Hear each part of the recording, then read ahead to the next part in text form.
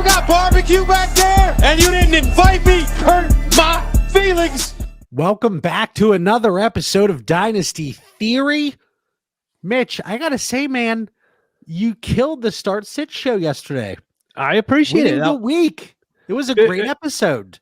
It was really nice because there was so many questions. Like for anyone who isn't there on Sunday mornings, I mean, we go through 100, 150 sit start questions. Every once in a while, we get a dynasty trade question or a redraft trade question in there. But really, it's everyone viewing that makes the show go so easy. Yeah, I wasn't available yesterday, but Mitch, he ran a one-man operation. So Sunday mornings from 11 a.m. Eastern to 12:30 p.m. Eastern, right before the 1 o'clock slate gets started. We are on the DD Fantasy Football YouTube channel with Winning the Week, a weekly start-sit show. It's been a lot of fun so far. Mitch. Sure. Mitch. This week, I wanted to change it up a little bit. You know, we've been talking about usage, at least for a portion of every episode, but I really wanted to look at the overarching kind of quarterback and tight end issues here. What we typically do, and Mitch, we've been doing this in startups, you know, whether it's a startup or an existing league where you're looking to navigate through maybe the trade market. You look at the positions of scarcity. You look at the positions that you really want to attack from a value perspective.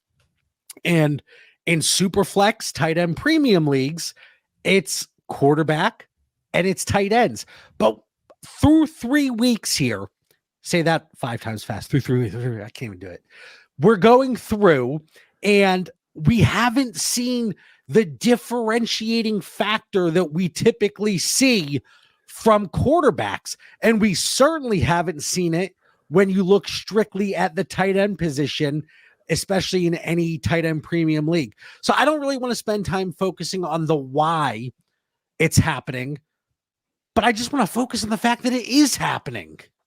Without a doubt, I was one of the weird people, one of the very few people that if I had a startup draft this past year, and let's say I had the 108 through the 112, I was double tapping running backs. I was attacking Jahmyr Gibbs, attacking Breece Hall, was attacking Bijan as much as I could. The reason for that is because I felt like we were elevating certain players way too high because we believed, hey, quarterback value is this. But in my view and how I want to win leagues, that value is great. I understand why Anthony Richardson's value was the way and is the way that it is. Like I completely understand the logic behind it, but that value isn't helping me win dynasty leagues. And, you know, I could be wrong. My running backs could go out and get hurt next week. Then all of a sudden I have to go try to trade away an injured running back. That's going to be an issue. That's why I went with the young ones. But dude, like this NFL season has kind of thrown everything on its head as far as, yes, players and positions are going to be valued this way, but should they be if you actually want to go out and win your leagues? And that's been the thing. So I went in on ddfantasyfootball.com. I heard you talking about the Trinity tool that's available, and it kind of really diving into the usage from a wide receiver perspective and putting a score to that, but also the WAR tool. And I know Mitch and we've had several discussions. WAR, what is it good for? It's just like the song. But I wanted to look at kind of the trends that we're seeing through the first 3 weeks here. We're recording a little bit earlier on Monday, so we have the 2 Monday Night Football games still to go. But you look at it, and we're not seeing the positional advantage in those highly sought after, obviously the quarterback position, tight ends, like we mentioned earlier. This year, 6 of the top 24 players overall from a WAR perspective, and let me give you the baseline as I always do, 12-team super flex, start 10 +6 -4 scoring for quarterbacks, PPR, and it's 2 PPR for tight ends. So when you are on ddfantasyfootball.com and you subscribe to the site and you're able to access the resources that are available, and you're in the war tool and you go into your specific league and you can see it from a weekly perspective, from the entire season, but you compare this year. So 6 of the top 24 players are quarterbacks, okay, from a war perspective in those specific league settings. Last year, 6 of the top 11 were quarterbacks. So we were seeing true difference-making production from over half of the top 11. And there's different categories, and that top category was league breaker. 6 of them were the quarterback position. This year, you got to go down to the 24th overall player from a war perspective, and it is the 6 quarterbacks. And I don't want to jump the gun here, but just while we're talking about war, tight end this year, 2 of the top 25 in those settings are tight ends. The top tight end this year is 17th overall. Last year, 5 of the top 25 were tight ends in war. 3 of them were in the top 12. So we had 3 tight ends from a production standpoint. When you compare positions and you look at the wins above replacement, that we're doing better than the top tight end is this year. And coincidentally, it's actually a rookie. It's Brock Bowers. Mm-hmm. It's just crazy to see it happen. And it kind of goes into it like, is this a short-term change?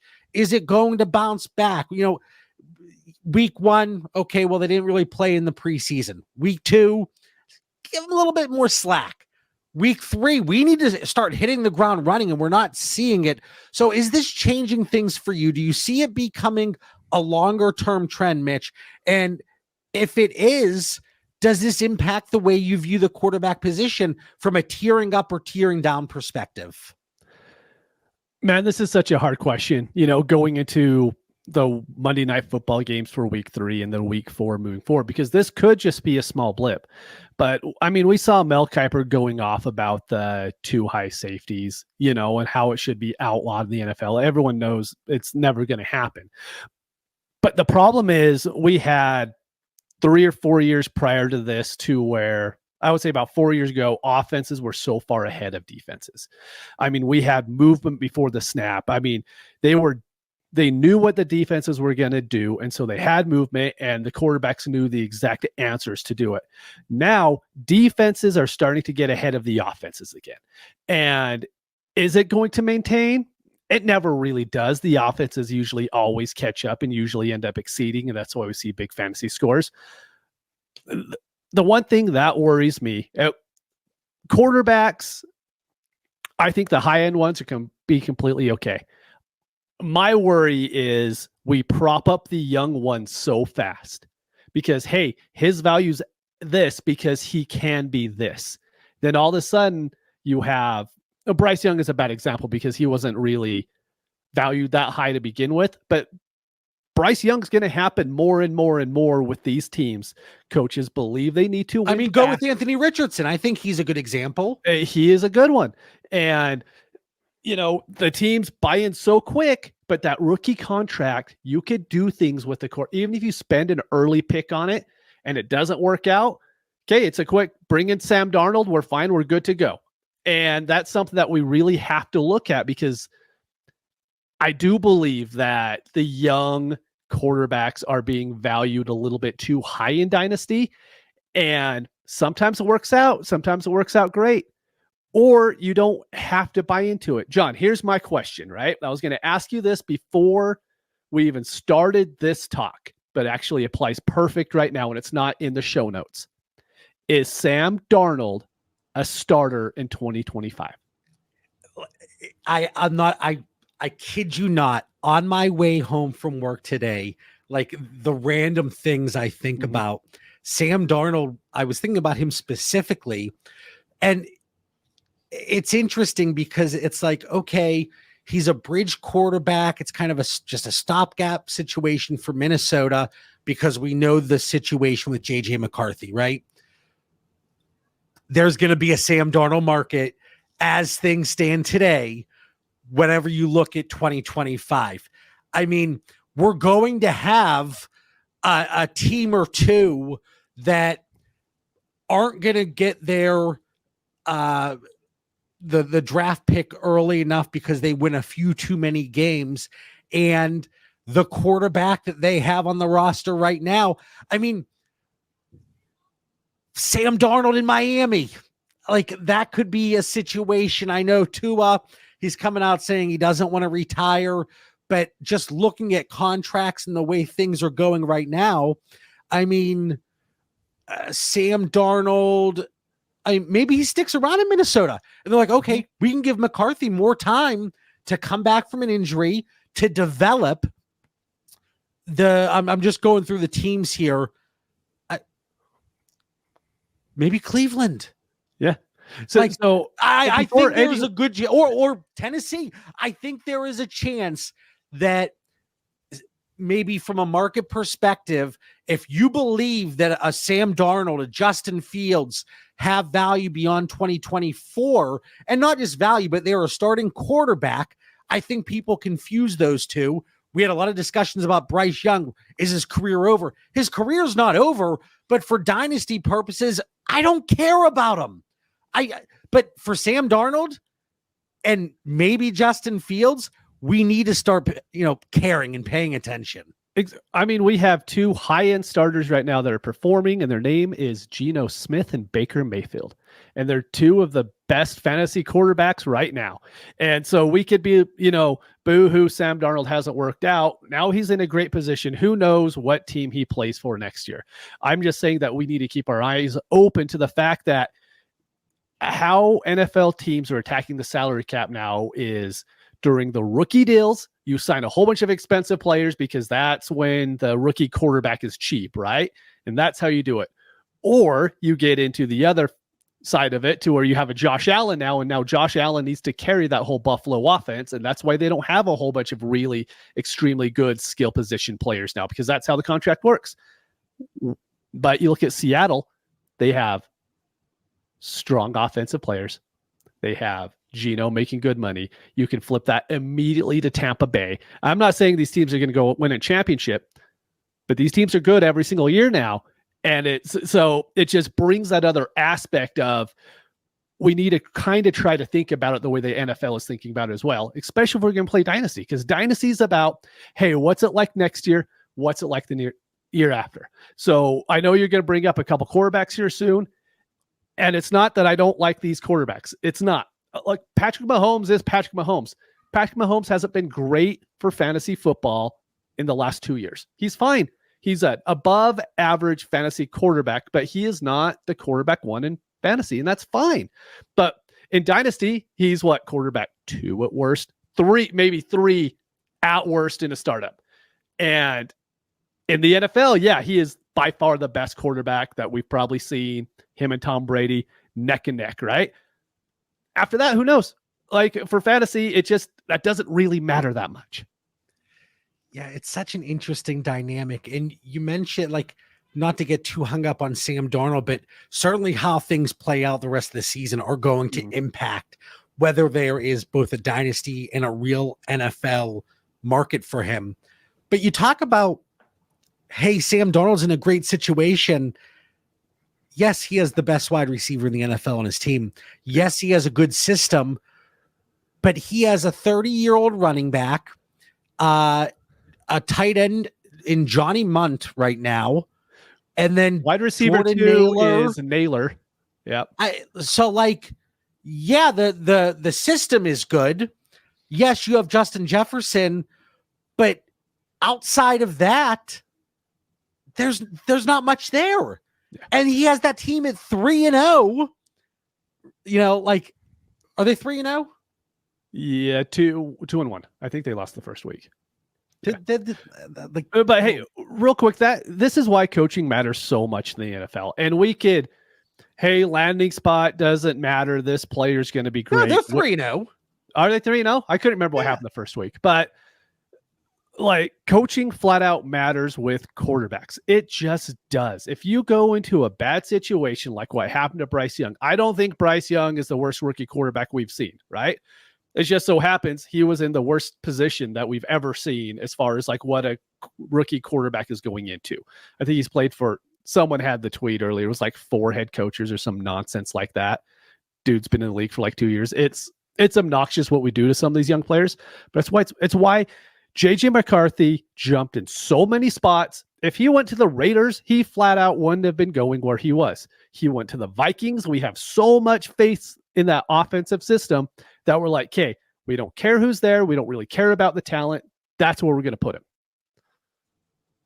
Yeah, and I think what we're seeing Sam Darnold do, if anything, it might elevate JJ McCarthy's overall dynasty market, unless you believe that Sam Darnold gets some type of longer term extension to stay in Minnesota and they ride it out. But again, it goes back to what you said. Why not build off of the rookie contract and kind of improve your offense that way? Like, and I know you mentioned Patrick Mahomes, and the three quarterbacks we really want to spend some time on tonight is Patrick Mahomes, Anthony Richardson, and CJ Stroud. Kind of talk about them as fantasy and dynasty assets. And some real life trades that have gone through. And you can see that over at dynastydata.com in the trade database. But these guys, like, if you go through your best dynasty results up to this point, and you look at those teams, probably more so in leagues that maybe you just had a startup or you just entered year 2 where you weren't able to really develop your dynasty, if you will, over the last several years. Some of my best teams, they're not rolling with Patrick Mahomes at quarterback. No, they're not. They're rolling with Dak Prescott. They're rolling with Baker Mayfield, with maybe a Geno Smith, Derek Carr, and then just hammering David Montgomery, Alvin Kamara, Aaron Jones, Derrick Henry. Like, that is where the biggest jump in WAR, to go back to that's where we've seen the biggest jump. It's at the running back position. Last year, running back 2 in those league settings I mentioned earlier was Kyron Williams, and he was 19th overall. This year, 19th overall is running back 7. Yeah. We are getting so much production from these old, reliable running backs. Yeah, there's going to be a down week here or there, but those are the guys, because of what they cost to acquire, you're probably in a really good spot from a win-loss perspective right now in your dynasty league. Maybe not necessarily from a dynasty value perspective when you look at starter value on Dynasty Daddy in the power rankings versus overall market value, but you're winning most likely. And it's the teams that spent a ton of capital, a ton of value to get up into those upper echelon dynasty quarterbacks that probably aren't doing as well. Yes, I'm sure people are going to drop in the comment, hey, I have a team with Patrick Mahomes and CJ Stroud, and I'm 3-0. I'm great. I'm not saying it can't happen, and I'm not saying it won't happen, but these are just things that I find interesting. And before we get into the specific names again, Mitch, well, first of all, if you're watching this video, hit the like button, drop a comment. We got a lot of really interesting comments, mostly negative towards me, the dude in the middle, from last week's episode about Caleb Williams. And, you know, I think context is important. I don't know if that was really taken into account with some of the comments, but I do appreciate everybody that tunes in, and hopefully we're providing entertaining, actionable advice. But hit the like button. And if you're not already, make sure you subscribe to the DD Fantasy Football YouTube channel or podcast feed. But what I was going to say, Mitch, before we get into the 3 names, you look at Patrick Mahomes before the season, if it was like Mahomes or Dak Prescott in 2 firsts, whether 25, 26, doesn't matter for this hypothetical situation, I think everybody's voting Patrick Mahomes. Mm-hmm. I would wager that vote changes as we stand here in week 3. Dude, I don't know, because the hive mind of dynasty, it's a thing. People have a hard time getting off the preconceived notions. It's, hey, Mahomes is worth 4 firsts, and you're not getting him from me for less than 4 firsts. And I agree. I don't want to come out here and tell one person to trade Mahomes for less than what his value is in your leagues, right? What I really want to get across this week is, I do think it's going to slowly change, and Mahomes could go for 5 touchdowns next week, right? So we know how this works in fantasy. My opinion is running backs have been way undervalued the previous 2 years in startup drafts and in Dynasty. I believe that's changing because I think NFL teams are realizing they can run against these defenses a lot more, and the passing game doesn't work quite as good against the shell defenses that everybody's running. This isn't like 4 or 5 teams running it anymore. More than half the NFL runs it. And I really think teams know, if anyone watched that Detroit Lions game I talked about on the Sit Start show, they were running at will against Arizona. They just could. And so they were willing to do it. And more teams are going to be willing to do it because guess what? These young rookie quarterbacks, they shouldn't be throwing for 300 yards because they're just not ready to do it. Otherwise, they get sacked 5 times and throw 2 interceptions. You put a little bit of a ground game behind him. I truly believe Caleb Williams would be in a much better spot if DeAndre Swift wasn't his running back. They would have gave him a good running back and maybe 1 or 2 more offensive linemen. I know it's great that he has all those skill wide receivers. Roma Denze is amazing. DJ Moore is amazing. You put a good running back in that could create yards and help him. I think he would be so far ahead of where he is now. If they went after Saquon Barkley, maybe. Dude, Saquon Barkley, as far as war goes, is breaking leagues. Like, he is that much better than everybody else. Yeah, Him and Alvin Kamara, I should say. Especially based on the price to acquire. But okay, like, it's just such an interesting dynamic with the quarterback position. And I'm not saying, and Mitch, you kind of said this already, but to reiterate, like the quarterback for strictly picks, that's a dangerous route. Yes. The quarterback for a rookie quarterback in picks, that's a dangerous route. But I don't know if there's anything wrong with tearing down from Mahomes to get Dak Prescott plus, Jared Goff plus, maybe plus. Like, I'm not saying to go down to Tua. I'm not saying to go down to Derek Carr, Geno Smith, Kirk Cousins. I get not wanting to do that, and I'm not promoting that. And I know we're only in week 3, and we're seemingly bashing possibly the greatest quarterback we're ever going to see. I'm not bashing him. I'm just saying fantasy-wise. I said seemingly because some people are going to think, okay, you're bashing him. Stop overreacting. But sometimes you need to react. And Mitch, I got to say something. I let it slide a couple times, but I can't do it anymore. You know I love having you as a co-host. We've had the pleasure of meeting. We've had the pleasure of meeting in person twice now. But I need you to stop saying sit, start, show. What? Start, sit. I can't get behind sit, start. Start, sit. Dude, the fact that you have an issue with how that goes, just like, yeah. I don't even know what I'm saying 90% of the time. So me actually working out what you want me to say now, I don't have any idea. And really, we should just call it winning the week because that is the title of the show. It is, Mr. Bryce Love. Yeah. Don't start with me, man. I hide in plain sight. I saw your comment on the video. I was cracking up. Had to get out ahead of it. Okay, well, now let's get to some of the quarterbacks. So kind of talking about do you tier up, tier down, move cross positionally? We'll get into that a little bit more. We kind of talked about the tiering up and tiering down factor. But Patrick Mahomes, like, are we going to see? Can I say I've dropped him? He's still in the first tier for me. So let's not get crazy.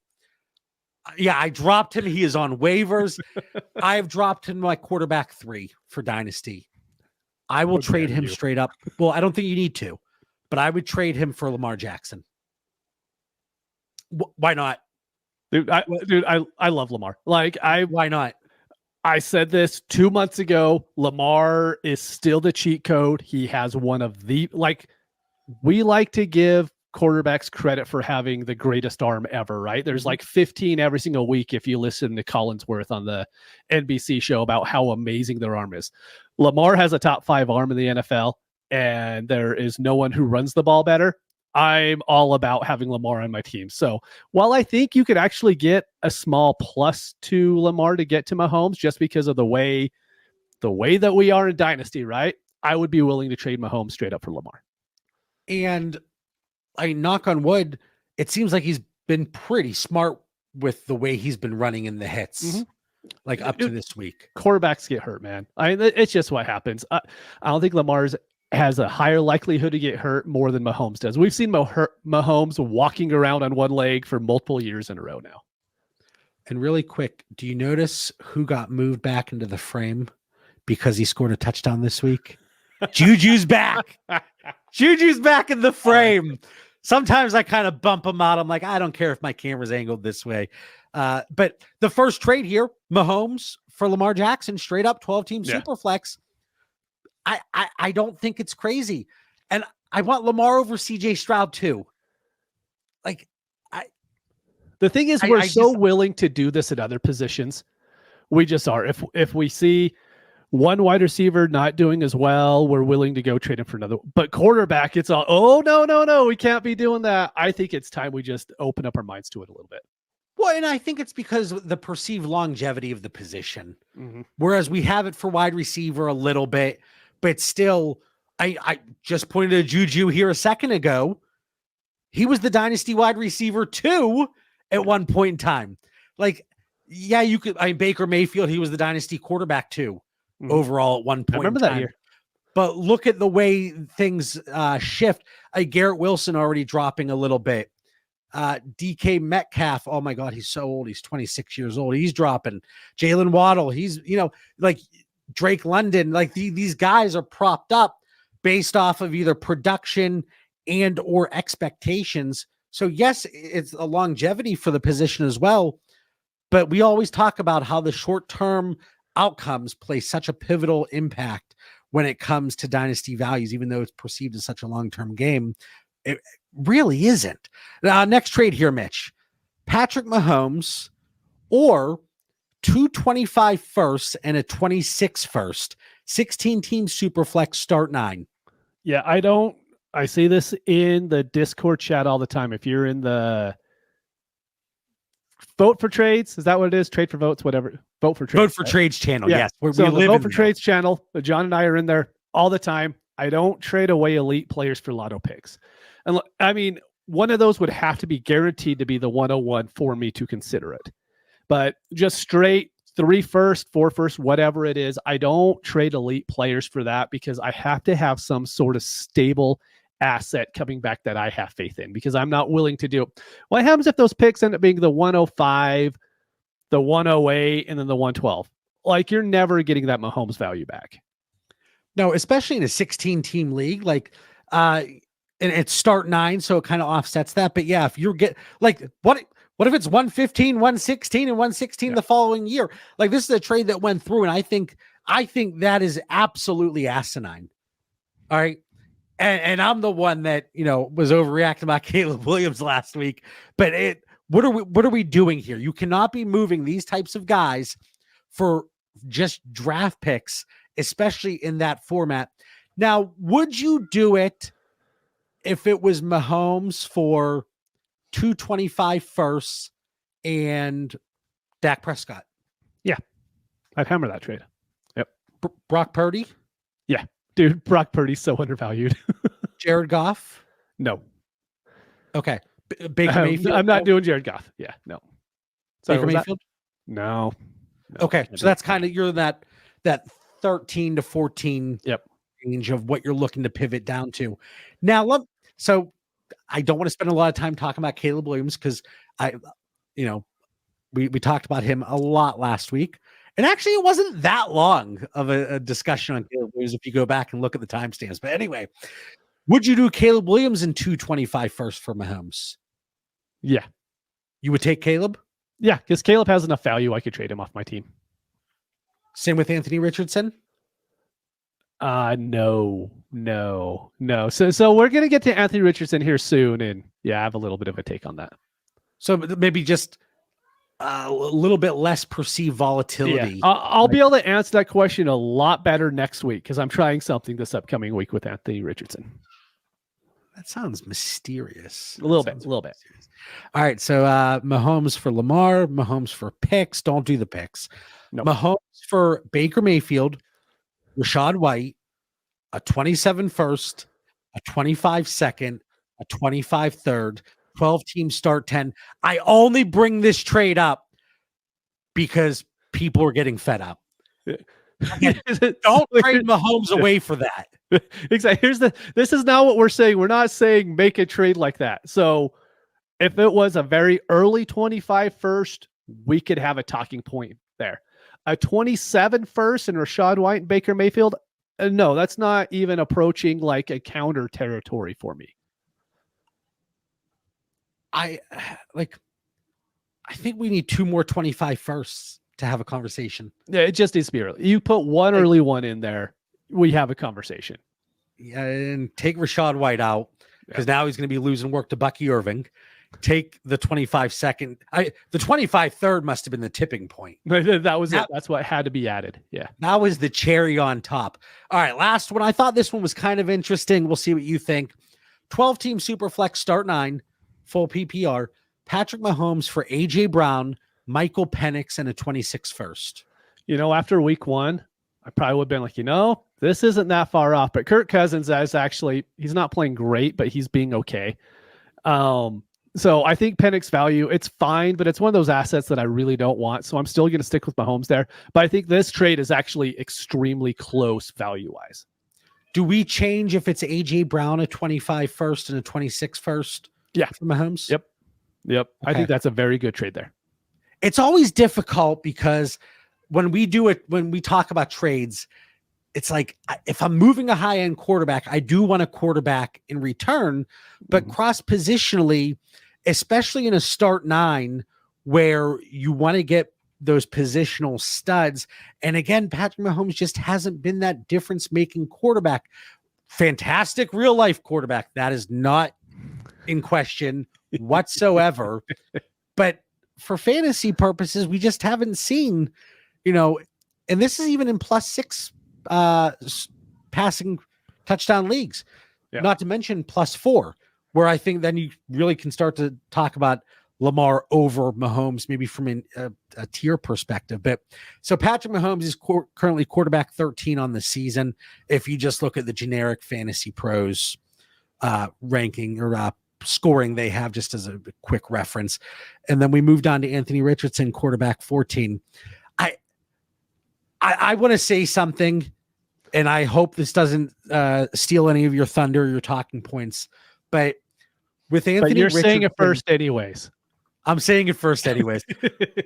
With Anthony Richardson, does it not feel a little bit like what the Bears did to Justin Fields to start, was it his second season, where he wasn't running? Like, we wanted Anthony Richardson because he was giving us that high upside. We didn't care if he was throwing at a 50% clip. We didn't care. But he has had 18 attempts over the first 3 games here. People didn't really sign up for that. He's like, I will say he's on pace for exactly what he did last year. It's just everyone got so enamored with those touchdowns, but really attempts per game, he was at 6.3 last year. This year, he's at 6.0. He's not rushing any. Hold on, but he left games early last year. Well, that's because, but yeah, but still, that's my point, though, right? But the games he played the entire game, he averaged 10 rushing attempts per game. Yeah. So all right, that's better. We need it. I don't want him. I didn't sign up for him to attempt to be a pocket passer. That's not what I wanted. That's not what the managers that have Richardson on their roster wanted. Because you could deal with the volatility, but not if he's going to be a pocket passer now throwing a 50% clip and getting picked off 2 times per game. Like, we didn't sign up for that. Yeah, so here's the problem. We bought into the athletic profile that is Anthony Richardson, just absolutely amazing. He has a rocket forearm. We know that, but he's not accurate. And so the hope was, and the one thing anyone who likes Anthony Richardson will be able to come back in our comments and say, hey, this is, I don't remember, it's like his 20th starting game since high school, or it's like his 21st, whatever. Like, it's really close to around there. So he doesn't have a lot of game experience. Here's what matters to me, though. I'm okay with him getting that game experience, and I completely understand that point, but it's not helping you win fantasy games. And in Dynasty, he was valued, John, you probably know off the top of your head, but he was easily a top 10 Dynasty quarterback going into this year, right? He's still, according to Fantasy Calc, which is based on actual trades, he is still quarterback 7, 14th overall in Superflex formats. Yeah, and so what are people buying into at this point? The hope of what he can become. Yeah, that's great. You could do that. Give me that on a rebuilding team. Don't give me that on a contender. Like you said, he's. But I'll throw the flag in memory of Dan, who the traveling man. Got to see a loss, but we'll talk to him about that whenever he's back on the show. But like, even getting into Anthony Richardson as a rebuilder, you don't want to consolidate all those assets that's necessary. I know. So here's what I am doing with Anthony Richardson. Before we get into the trade polls, I am going to try to trade him off my rosters this week. And it's not, hey, I'm out on this player. Everyone, oh, hey, we're out on Caleb. I don't think he's going to get more accurate. Everything we've seen so far, I don't see it happening. If I'm wrong, I will get back into Anthony Richardson at a later point, right? I don't have to have him on my rosters right now. I think for this year, he's a 50% passer. Maybe he gets up to 55.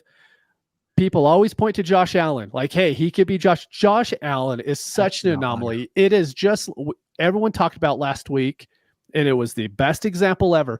Hey, Bryce Young is going to be Drew Brees. That was the example. And everyone last week was like, well, of course he wasn't going to be Drew Brees. Drew Brees is a Hall of Famer. Josh Allen's a Hall of Famer. He is going to be. If he plays 8 more years in the league, Josh Allen is walking into the Hall of Fame. We can't compare every player to Hall of Famers. We just can't. It's absolutely silly at this point. There's nothing we've seen from Anthony Richardson that would tell us that he's going to become a more accurate passer. And definitely, I watched that whole game today. I didn't see anything that I really liked. He's not giving you the rushing upside that you need. Right now, if you tell me, I don't know where they are, you tell me if I'm wrong, Anthony Richardson or Jaden Daniels, I'll take Jaden Daniels, heads up. Everything. And this is before Monday Night Football, so if he goes out and gets injured, don't kill me for it. But right now, I don't care what the results are today as far as what the Commanders do on the field. I will take Daniels over Richardson without hesitation. I have him above Richardson.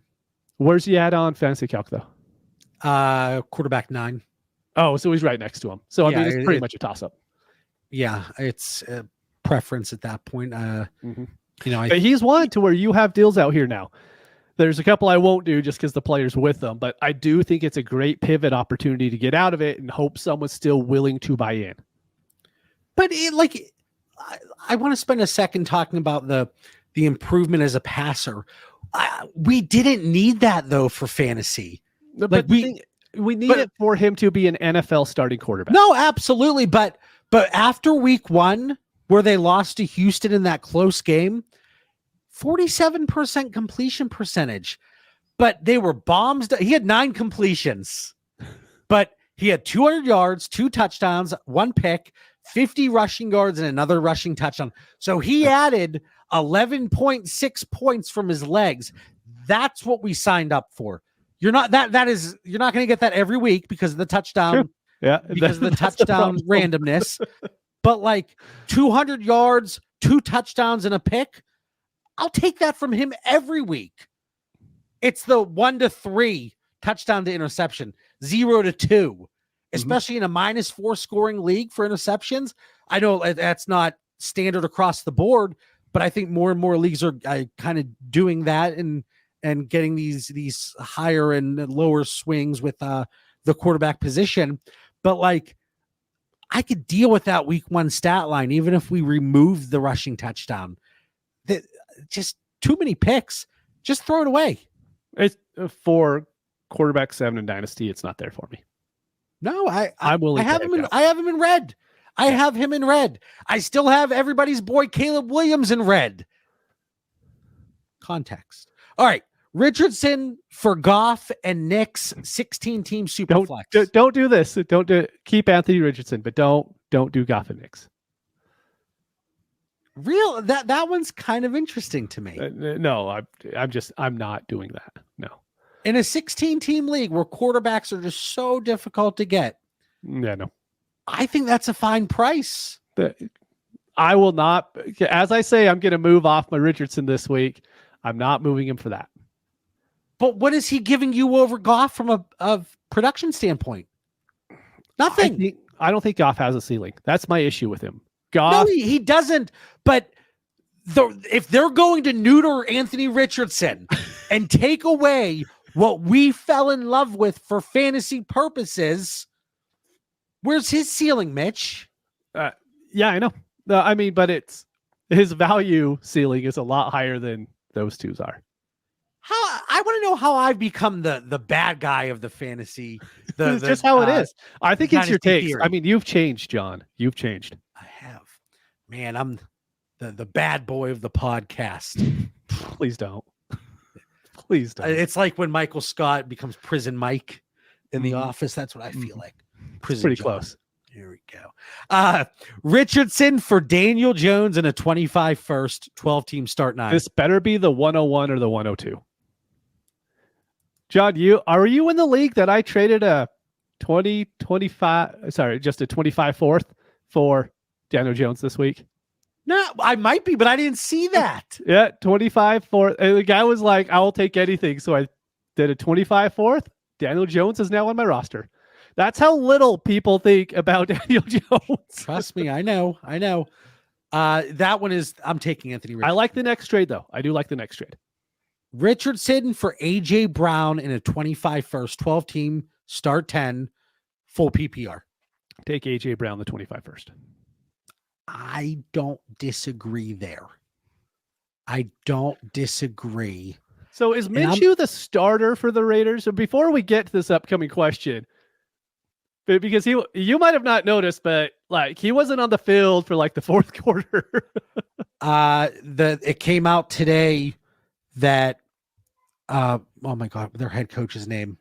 Pierce. You're not going to help me out? Pierce. Okay. You didn't say anything. Oh, I might have been muted or something. Just kidding. I wasn't saying anything. I had to look it up too to make sure I was good. Anyway, so he's come out and said that we may see a quarterback change.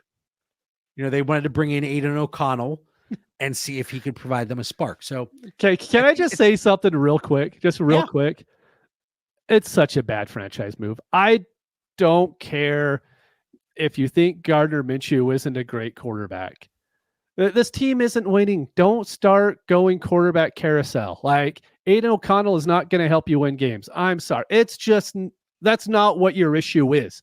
Believe me, you have bigger issues on which quarterback's going to throw 3 interceptions this week because one of the two are going to do it. Here's my thing. I really worry about the quarterback one this year and where they're going to go. And if they end up on the Raiders, dude, coaching matters, man. And people will be like, oh, why aren't you high on this quarterback? Whichever the quarterback ends up being. I'll be like, because he's going to the Raiders. And I have absolutely no faith in that franchise. And it's Antonio Pierce. I'm very upset with myself there. But anyway, okay. So with that discussion, Anthony Richardson and Gardner Minshew for a 25 first and a 26 first, 12-team start 11. More. I need more. Yeah. Again, without knowing where those picks are, I'm not going to move off. And you change that to it's a low-end quarterback, one that's escaping my head right now. Let's go with Fields. Yeah, Fields would be one. Maybe Will Levis. No one that just probably will start the rest of the year. I'm still going to go Richardson, but it makes it closer. Just a guy like Minshew, it's just that value is so fragile as we saw. No. Minshew is with Richardson. Oh, I have no idea how I saw that. Okay, well, that doesn't make any difference in the world to me then. Yeah. Okay. I thought you were talking about throwing them with the picks. No, sorry. My bad. Richardson. I thought, because I was like, who would do that in the first place? So that's even worse. Yeah. Listen, you let us behind a microphone for too long. Some of these things are going to happen. You know, we try to give an unedited, unfiltered look here into our minds. And sometimes it's a very scary image. So, I mean, with all of that, you took Richardson in 3 of the 4 deals. Yeah, because The deals weren't great. I can't believe people are doing it in the first place. And I'm assuming it was before the games this past week, unless they happened today. I think there's always like a 1 day lag. Yeah, so none of them were even after the games this week. Yeah. So I mean, if you believe in the upside, if you believe that he becomes unneutered and he's able to run a little bit more and gets close to that 10 attempts per game and just can limit the interceptions, even if the completion percentage, we don't see an uptick there, maybe you're looking to go out and acquire Anthony Richardson. All right, CJ Stroud. He's quarterback 16 right now on the season. I don't care. I'm not moving him. So would CJ Stroud for Joe Burrow in a 25 first? CJ Stroud. I will take Burrow. I'll take Burrow in the huge first. Difference is I just believe in everything they're doing there in Houston, and they're going to have to pass to win. I just have all the faith in the world in CJ Stroud. I mean, the Bengals are going to have to pass to win. They're not going to run it down anybody's throat with Zach Moss and Chase Brown. And I think you even said on Winning the Week that nobody's worried about the Cincinnati Bengals defense when you were talking about Brian Robinson in Washington. Do I listen whenever I'm not on, and do I pay attention? You better believe it, Mitch. Oh, so you're saying they're going to have to pass to keep up with the bad defense. All right, I'm following. Yes. Dude, CJ Stroud, I think his dynasty value is just so set that Burrow in the 25 first, yes, that is fair. I'm probably not moving CJ Stroud for that. No, Stroud is almost like he's quarterback 3 on Fantasy Calc, and Mahomes is quarterback 2. Like, even if Stroud is just like low end quarterback 1, high end quarterback 2 for fantasy purposes over the next couple of years, I don't think it's going to matter because people see him as so safe. Yeah. People see him as so safe, but I am still going to take Burrow in the 25 first. So this is the one. 47 minutes in, if you're listening to this episode of Dynasty Theory, don't forget to hit the like button. But also, do you prefer CJ Stroud or Joe Burrow in a 25 first in a 12-team start 11 full PPR? That's very relevant when it comes to Stroud and Burrow, that full PPR aspect. Stroud and Dell, we're getting the Texan stack for 325 first, 12-team start 10. Smash Stroud. Yeah. Keep the stack. It just doesn't make sense to, I'm going to move off of this quarterback that has such insulated value and take a shot on these 3 firsts that I could certainly get next year. It doesn't make sense to me. Stroud for CeeDee Lamb. Stroud. Like, I love CeeDee Lamb, but even if you look on the War Tool, he isn't giving you like so far above what you're going to be getting out of CJ Stroud. And I'm just going to keep Stroud in that aspect of it. I am okay with that one as well. Do you think this week we see CeeDee Lamb for Malik Neighbors straight up in a few leagues? Yeah. Do you think we see CeeDee Lamb for Marvin Harrison straight up in a few leagues? Let me go back. I'm going to say no because CeeDee Lamb is still young. So I don't see that one happening yet. I'm actually going to say no to both. I mean, we also have people trading Stroud and Dell for 325. Exactly. So are we going to pull something up on Dynasty Daddy and we're going to look at the trades and be like, how did this happen? Okay. Yes, it's going to happen. No, I wouldn't do it. This has nothing to do with what we've been talking about, but is Jamar Chase a top 5 Dynasty wide receiver right now? So here's the thing with Jamar Chase, right? We'll find out after tonight. I was just going to say it changes like that. It literally will. And anyone when this episode drops, Chase will be a top 5 wide receiver if he does well on Monday night. And if he doesn't, Neighbors and Harrison are going to pass him. Fair.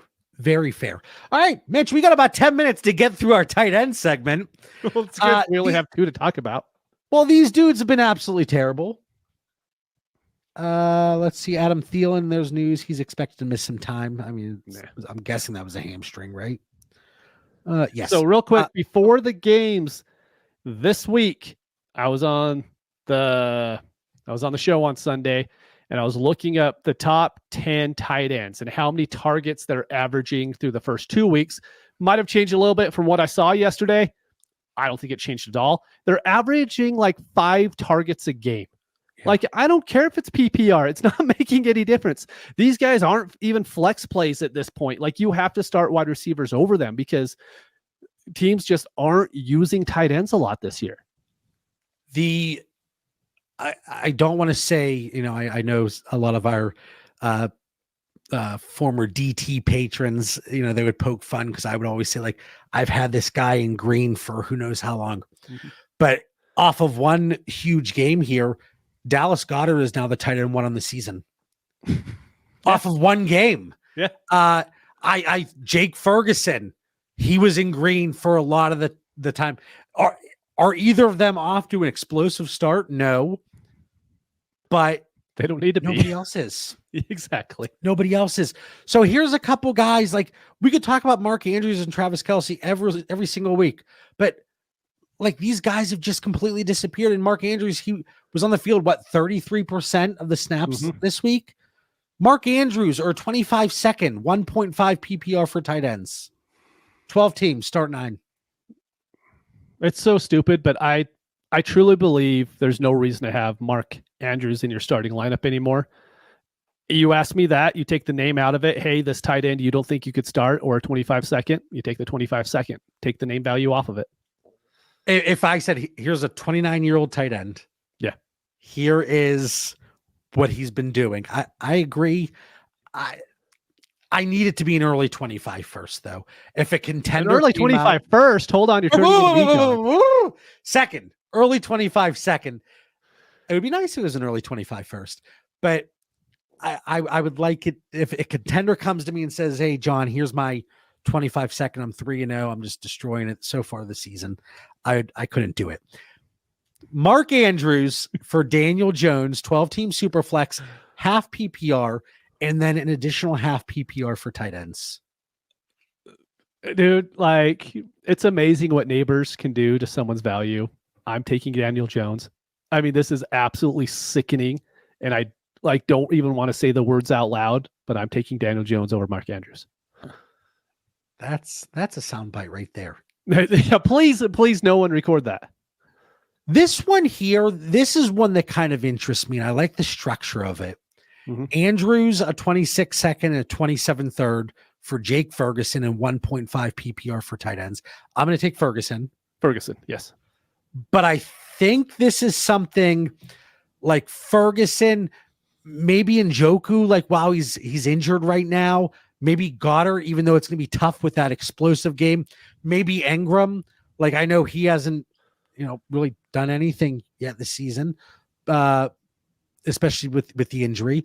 But I think Mark Andrews for an Evan Ingram swap, the Jake Ferguson and Njoku. Like, even if I have to add a second to get out from Andrews, I'm doing that. Yep. And I actually, I went out and I acquired a few shares of Mark Andrews. I think 1 or 2. After week 1, because I thought there was, a little bit of an overreaction. Isaiah Likely's not going to produce the way he did in week 1, and he hasn't, but neither is Mark Andrews. Yeah, exactly. Right. Yep.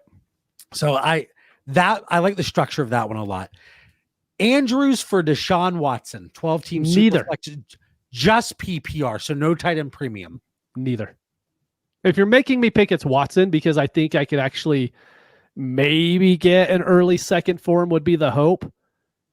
But I don't even know if you can, right? I mean, I think value-wise, it's an even trade, but the problem is they're both assets that you can't trade off your roster. So it's like, hey, you give me your bad player and I give you my bad player, and then we'll try to trade these bad players to someone else. I don't get it. Yeah, it's just a gross trade overall, especially whenever you look at the overall perception of those guys. I am so pissed off with Sam Laporta. I know he got injured. But he didn't do anything the first 2 weeks, Mitch. I know. What is going on? Seriously. And don't say it's, there's a lot of mouths to feed there. He should be garnering a respectable target share. Dude, I've said this from day one with the Lions, this whole offseason. Someone's going to miss out because they don't want it. I know week 2, they threw 50 times a game. And, Laporta still didn't get targets there, right? They don't want to do that. They want to be a rushing team. Gibbs is going to get his, and Monty's going to get his, and Amon-Ra's going to get his, right? And that's going to take up 60% of the workload. And then it's, hey, is Jameson Williams still going to be getting 6 targets a game? If so, how many targets are left over? I think Laporta is really okay, but do I think he's going to have the workload that he had last year? I just don't see it. All right, let's go through some trades here. Laporta in a third for Achane. It's PPR, only an extra half point for tight ends. Taking Achane. I am as well. Laporta in a third for Nico Collins, 1.5 PPR for tight ends, PPR for wide receivers. That's a huge tight end premium. But I'm going Nico. No, it was just an additional half point. Oh, okay. Sorry, I saw the 1.5. Yeah. No, I wrote it a little funky there. I'll give you the benefit of the doubt on that one. So definitely Nico then. I would have taken Nico, prior to all this happening too. So Laporta for a 25 first and 25 second, 1.5 PPR for tight ends. 1.5 total, not a premium. I'm going to go the package right now. Maybe it's an overreaction. Sign me up as guilty here. But I'll add to Laporta for Brock. I'll add to Laporta for McBride. I will pivot down from Laporta and get... To who, though? That's the thing. Who are you going to pivot down to? Ferguson? Give me additional assets with Hawkinson. I'm not missing out on anything. Laporta is nothing but a liability right now. Because if you have him on your roster, if he plays... I'm all worked up over here. If he plays, you're going to put him in your lineup. He's killing you. But Hawkinson's coming back from like a significant injury. I don't care, but it's not a one-for-one He's swap. not a liability at all. Laporta, on the other hand. If it was a one-for-one swap, yes, call me crazy then. I'm not talking about that. If you can get the plus required, which I think you could get, I'm doing it. What's the... Give me Njoku plus. I don't want anyone on that Browns offense. I'm out, man. Dude, Laporta isn't doing shit. I don't care. This. And Njoku ain't doing nothing right now either. I know he's injured, but give me the plus. What's the plus? Doesn't matter. Okay. Well, you and I might be getting some trades done this week, John. I have to go. Do I have some Theo Johnson to trade to you? Yes, let's do a one-for-one swap. I think it's fair. I think it's fair too. All right, Travis Kelce or 25 second. 2 PPR for tight ends. 25 second. And the thing, I honestly thought I got so fired up about Sam Laporta. I am coughing up a lung. My eyes are watering over here. All right, Travis Kelce. Sorry. Travis Kelce. All I was going to say is I was under the impression the first 2 weeks, the reason why he didn't perform is I thought they were easing him in, right? They weren't using him that much. He was on the field for like 90% of snaps. So that's not the issue. Dude, there's so many pass catchers there now. And Rashee Rice is so good over the middle. There's not a lot left for Kelce there. 2 PPR for tight ends. Kelce or Deontay Johnson? Do I get another week with Deontay Johnson before I have to make this decision? It's Deontay Johnson. You got to make the decision right now. Deontay Johnson. Yeah. Travis Kelce in 2 PPR for tight ends. Travis Kelce, let's say 1.5 PPR for tight ends, okay? This is Travis Kelce or Devin Singletary? Devin Singletary. He's been pretty good. He's from a production standpoint. Yeah. No, he looked really good. I watched a lot of that game today. He looked great. All right. Well, looks like we made it in the hour. Going over some quarterbacks, some tight ends. I mean, it seems like tight ends, I'm a little more willing to pivot down. Mitch went Sam Laporta no matter what, even though I think you went with the other side of every one of those trades. Well, yeah, they were good players. They were. Mark Andrews, Travis Kelce, get out. Mitch, for the 261st time, what do you got? Final thoughts for our listeners? No, it's just going to echo everything that we said this whole episode. Just be willing to adjust. In Dynasty, a lot of it is we have the hive mind mindset that this is the way that we build teams and this is the way that we do things. You can break off of that, and I think you're more likely to win than you are just staying in that same mindset.